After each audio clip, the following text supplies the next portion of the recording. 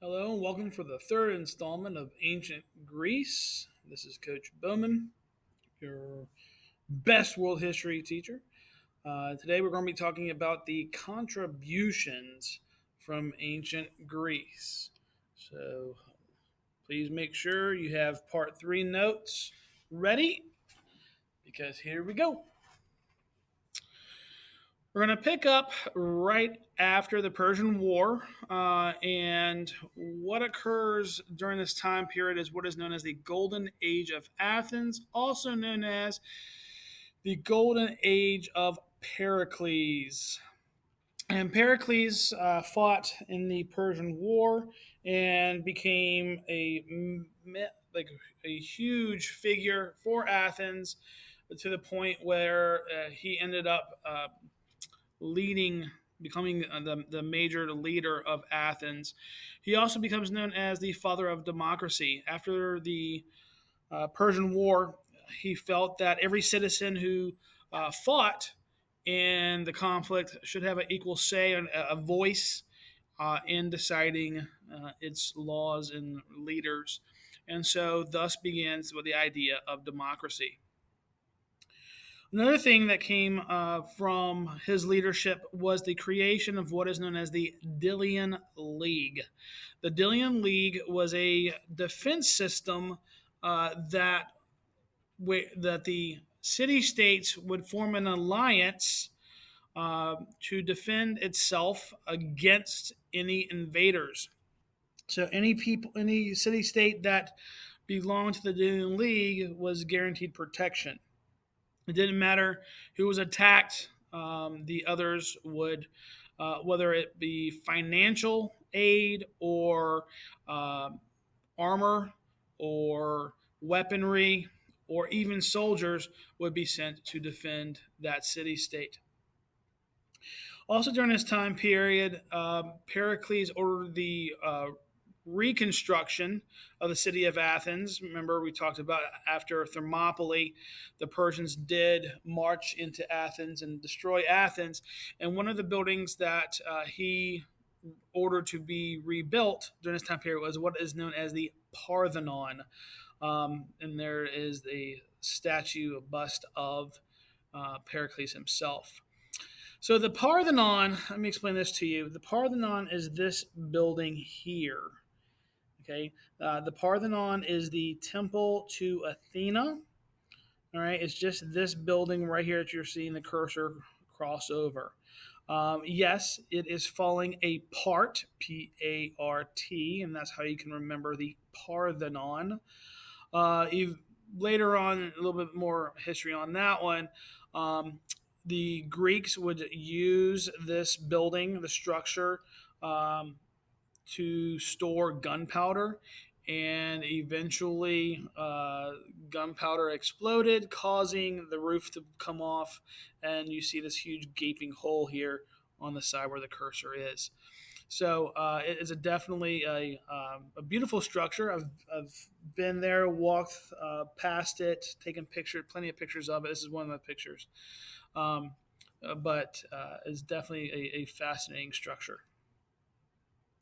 So the Parthenon, as you see here with the blue trim, is on top of what is called the Acropolis. We saw the word polis in our uh, last video, meaning city state. Acro is Greek for high or high point. So this is the high point of the city state. And let me go back real quick and show you. Again, as you can see, we are a good possibly 100 to 200 feet above the lower level, the ground level where the buses dropped us off when we took a tour of the Acropolis. We have a bunch of switchback staircases that we had to cross up to go through to get up to this place. So this is again what it looked like, and then of course this is what it looks like now. Relatively the same picture, but a different time during the day. So as you can see, there's people over here on the left walking up, and you would see right here the staircase that you go up to see the top of the Acropolis as well as the Parthenon. So this image here of what I took is the Parthenon being preserved. It's an ongoing battle. Greece is in an area that is susceptible to earthquakes, um, and so they're trying their best to preserve their history as much as they can.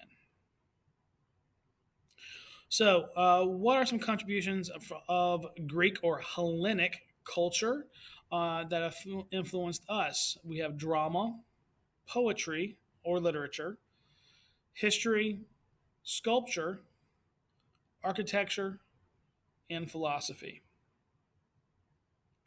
So, when we talk about drama, we talk about plays, and more modern times, if it wasn't for COVID, you could say the theater, going to the movies. But we have two individuals that you need to remember. His name is Aeschylus. The A is silent. He is known as the father of tragedy. And then you have Sophocles.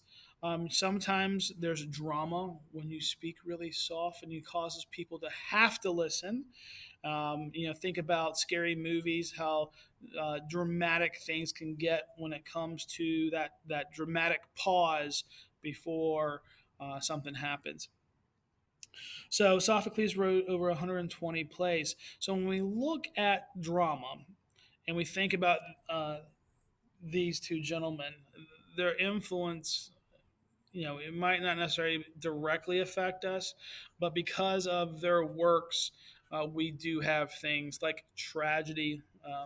If you watch the movie Titanic and how tragic of an ending that was, so we get those type of ideas. Now, the image that you see on here on the left is of a amphitheater that I visited.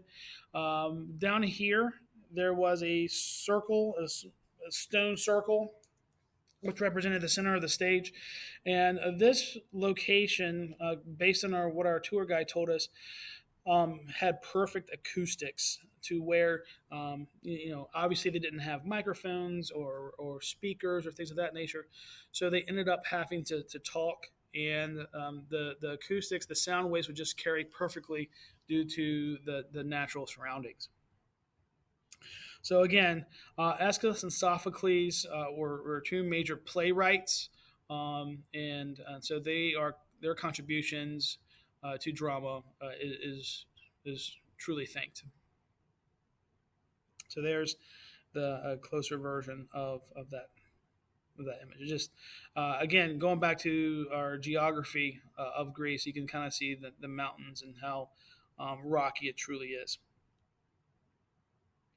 So as far as poetry goes, we have this guy Homer. And a lot of people were like, "Oh yeah, he wrote the books." No, he did not write the books. He created them. Remember, based on what we know of Homer, he was blind and could not write. So somebody had to write and kind of take notes of his stories of the Iliad and the Odyssey. The story of the Iliad dealt with individuals going into war, particularly the Trojan War. And those of you that have read the Odyssey, you have that image there in the bottom where Odysseus and his men bind Polyphemus and in his journey home from the war. And so then again, you have the phrase Odyssey, meaning a struggle or a journey. So when we talk about Homer and the Trojan War, here's a little diagram that our textbook gave us to go over the history of Troy, whether it truly was a myth or was it real. Again, very fascinating. In the field of history, we have two gentlemen you need to note. One is Herodotus. I underlined the word hero, so think about there are heroes in history, and he is known as the father of history. He is the one who travels to Egypt and documents the different cultures and things of that nature. Excuse me. Then you have Thucydides. The word did is past tense, so there's a little hint right there. You already did it, so it is in the past. And he wrote the history of the Peloponnesian War, which we'll discuss later on. But these gentlemen, again, with their attributes to the field of history, truly we know a lot of those things about the ancient cultures based on what these two gentlemen have has written. In the world of art, you have a guy named Phidias. That's a fun one to say. Not Ferb, but Phidias. And his big attribute in the field of art is sculpting. You have the statue of Athena that stood over 40 feet tall, so that's 4 stories. So if you think about the high school, in my classroom as being 1 story, if you stack this classroom 3 more times, that would be the height of the statue you see there on the right. Now, this is just a model. The statue, the original statue, was eventually destroyed, um, and so we do have his notes of the dimensions and what it looked like. So, again, the statue of Athena, which stood in the Parthenon, because again, the Parthenon was the temple to Athena as she oversaw the city. So, Phidias, we thank you. Now, architecture. It's very fascinating. To me, this is one of the biggest things that students remember from this unit uh, is the columns, the Greek columns. You have Doric, Ionic, and Corinthian. And as you see there in the notes, you have to look at the top of the columns to determine the difference. So, I came up with a little phrase. So hopefully you guys can remember this and be able to point these out in and around Amelia or wherever you travel. So Doric, as you look at the top, is a simple, plain, simple square. It is dorky, nothing fancy about it. So it's Doric, plain and simple, Doric. Ionic has scrolls at the top. It kind of looks like eyes. All right, big old eyes like Sid from Ice Age. And so, again, Ionic. You have the scrolls at the top. And then the fancy name, Corinthian. All right, named after the city Corinth, not after the book of the Christian Bible. That comes later. But Corinthian is a fancy name with a fancy top. A lot of floral or possibly I've seen where they have designed a battle scene, like little miniature statues that are uh, carved into the top of the column. So again, you got Doric, plain simple, Ionic with the eyes at the top, Corinthian, fancy name, fancy top. So uh, it's interesting. Go around after you see this video and see what you can see. So there, like I said, there are columns all over the place. So you have this column here, and then this column here. Who's that ugly guy? All right. What do you think the one on the left is? What type of column? If you said Ionic, you are correct. Ionic. All right. And what about the one on the right? Nope, not Doric. It is Corinthian. It is Corinthian. All right. So this was in a store in Williamsburg on a shelf. You can kind of see the display there of the whatever that was being sold there on the left, and then on the right was when my in-laws took us down to Disney World several years ago, holding my youngest Hudson there. And this was we were waiting to see some character, Lord only knows who, but that is a Corinthian style column in Disney World.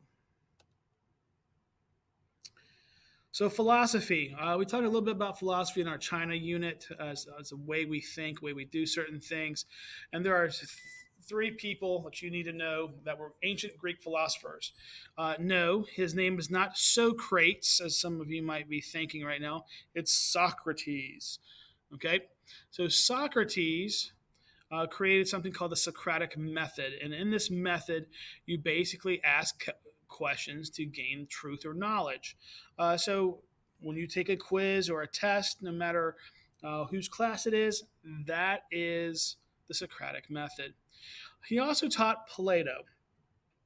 So, uh, why is that important? Well, eventually, Plato does become a philosopher in ancient Athens as well.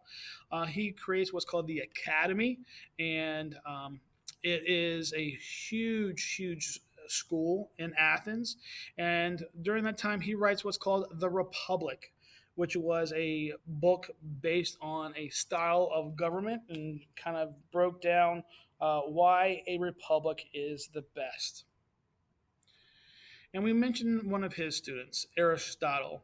Aristotle didn't come up with a method, Aristotle didn't write a book or anything like that. But who Aristotle taught is extremely important because what you're going to have here is an influence of ancient Greek culture. His student that Aristotle is famous for teaching is a kid named Alexander who was not from Athens, but one day will become great.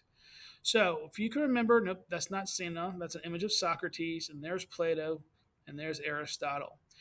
The phrase you got to remember, as you can see that the first letters are underlined, is S P A. If you can remember spa, the phrase spa. Socrates taught Plato, Plato taught Aristotle. If you want to add a second A, spa, you can add Alexander to the end. And ladies and gentlemen, that is all for part three. I thank you for your time, and I hope you have learned something about ancient Greece. Have a wonderful day, be safe, and until next time.